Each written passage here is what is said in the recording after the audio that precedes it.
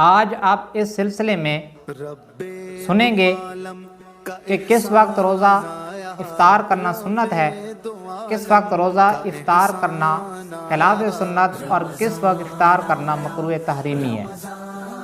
تو ویڈیو کے ساتھ اینڈ تک جڑے رہیے گا۔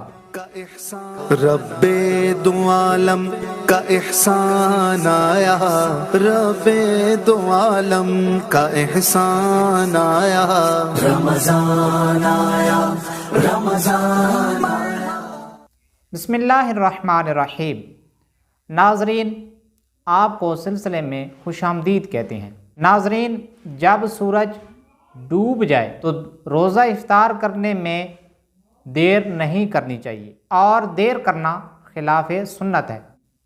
اگر اتنی دیر ہو جاتی ہے کہ تارے گنے جائیں تو یہ مکروہ تحریمی ہے۔ یہ یہودیوں اور عیسائیوں کا طریقہ ہے، جیسا کہ حدیث پاک میں ارشاد ہوا۔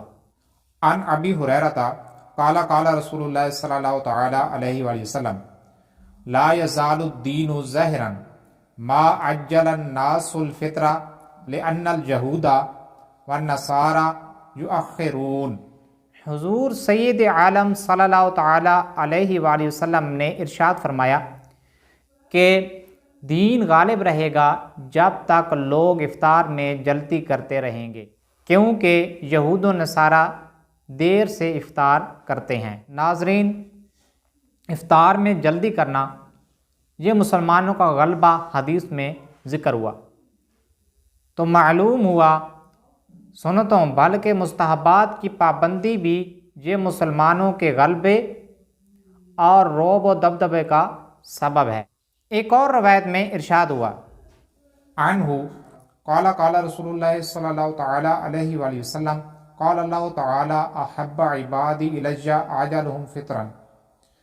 روایت ہے کہ حضور سید عالم صلی اللہ تعالی علیہ وآلہ وسلم نے ارشاد فرمایا کہ اللہ تعالیٰ ارشاد فرماتا ہے کہ میرے بندوں میں بہت زیادہ مجھے پیارے وہ ہیں جو افطار میں جلدی کریں۔